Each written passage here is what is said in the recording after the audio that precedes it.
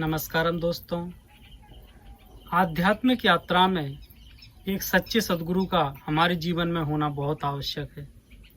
हम देखते हैं कि सामान्य यात्राओं में भी हमें मार्गदर्शन की आवश्यकता पड़ती है और जो आध्यात्मिक यात्रा है, यह यात्रा बहुत ही कठिन यात्रा है, बहुत ही गूढ़ यात्रा, रहस्यमय यात्रा है। इसमें तो हमें मार्गदर्शन की पल पल जरूरत पड़ती है और बिना उचित मार्गदर्शन के हम भटक जाते हैं। यदि हमें कोई सच्चा सद्गुरु मिल जाता है तो हमें समझना चाहिए कि हमारी जो ईश्वर की खोज की यात्रा थी, मतलब प्रेम, मौन और आनंद की स्थिति में स्थित होने की हमारी जो चाहत थी, वह पूर्ण हो चुकी है। क्योंकि सच्चे सद्गुरु के मिलते ही हमारे जीवन में सब कुछ अनायास ही होने लगता है।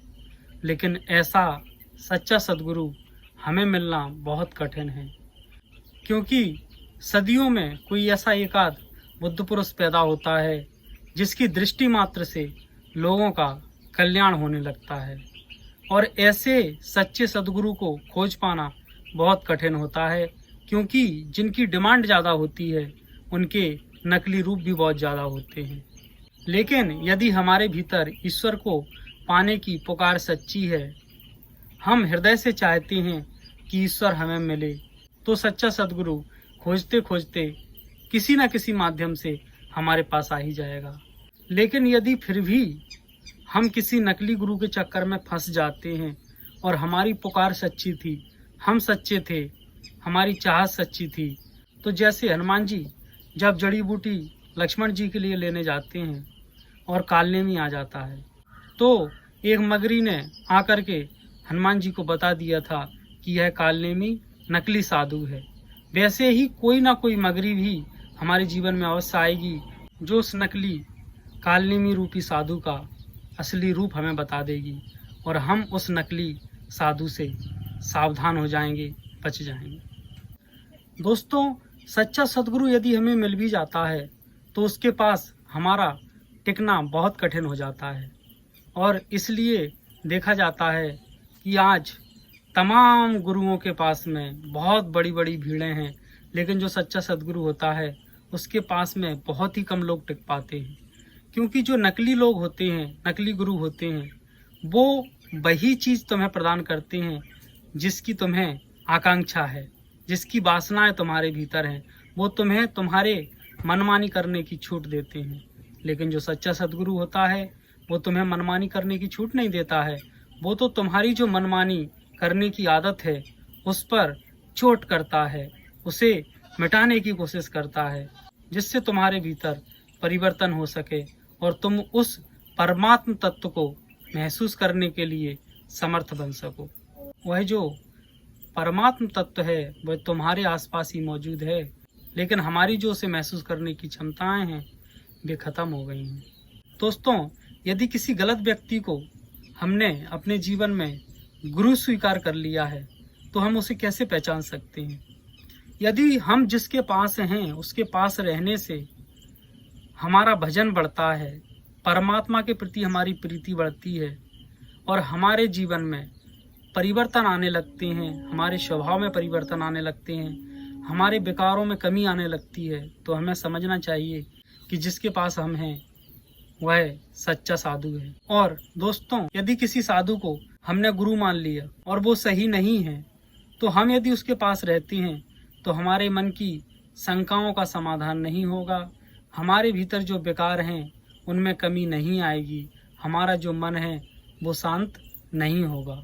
दोस्तों, एक सच्चे साधु में, जो किसी भी रूप में हो सकता है, जो पैंट शर्ट में भी हो सकता है, जीन्स टी शर्ट में भी हो सकता है, बाहरी जो बेस है वह उसके लिए मायने नहीं रखता है। हनुमान प्रसाद पोद्दार जी बिल्कुल सामान्य वस्त्रों में रहते थे और बड़े बड़े साधु सन्यासी उन्हें गुरु रूप में मानते थे, उनसे मार्गदर्शन प्राप्त करते थे। यदि कोई सच्चा सद्गुरु है तो उसके पास जाने से हमारा भजन बढ़ने लगेगा, उसके पास जाने से हमारे जो विकार हैं उनमें कमी आने लगेगी, उसके पास रहने से हमारी जो भागवतिक वृत्ति है वो प्रकाशित होने लगेगी, परमात्मा के प्रति हमारा प्रेम बढ़ने लगेगा और परमात्मा को पाने की जो चाहत है वह भी बढ़ने लगेगी। यदि कोई व्यक्ति हमारे जीवन में ऐसा है जिसके पास होने से ये सब कुछ हो रहा है, तो समझिए वो व्यक्ति हमारे लिए हमारा गुरु है। और कोई ऐसा व्यक्ति जिसका बेस सन्यासी का है, देखने में बहुत बड़ा महात्मा लगता है, लेकिन उसके पास जाने से हमारे मन के विकार मिटते नहीं हैं। उसके पास रहने से हमारी जो वृत्ति है वो भगवान की बजाय संसार की वस्तुओं में, संसार की माया को प्राप्त करने में अधिक लग रही है, तो समझ जाइए वो सच्चा साधु नहीं है, वह हमारे गुरु बनने के लायक नहीं है। हमें तुरंत संग छोड़ देना चाहिए। दोस्तों, सच्चे सद्गुरु का मिलने का मतलब है कि हमें अपने गंतव्य तक पहुंचाने वाली सही ट्रेन मिल गई है, और सच्चे सद्गुरु की शरणागति मिलने का मतलब है कि हमें गंतव्य तक पहुंचाने वाली ट्रेन की रिजर्वेशन सीट मिल गई है। अब हमें उस ट्रेन में बस बैठने की आवश्यकता है, मतलब सच्चे सद्गुरु की गोद में बैठने की आवश्यकता है, और हम अपने गंतव्य तक, अपने परमात्मा तक बड़ी आसानी से पहुंच जाएंगे। लेकिन बहुत सावधानी की आवश्यकता है। जगह जगह पर ऐसे स्टेशन मिलेंगे, माया के ऐसे आकर्षण मिलेंगे जिन पर यदि हम उतर गए तो फिर वह ट्रेन छूट जाएगी। लेकिन जो गुरु है, जो ट्रेन है, वह स्टेशन छोड़ने से पहले हॉर्न देती है। सच्चा सद्गुरु भी हमें अलर्ट करता है, सावधान करता है कि प्यारे, ये जो आकर्षण तेरे जीवन में आ रहे हैं, ये प्रलोभन आ रहे हैं माया के, इनसे सावधान रहे।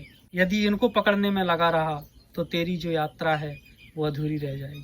तो दोस्तों, यदि सच्चा सद्गुरु हमारे जीवन में है, मार्गदर्शक हमारे जीवन में है, तो हमें इसी जन्म में भगवत प्राप्ति अवश्य होगी, अवश्य होगी। धन्यवाद।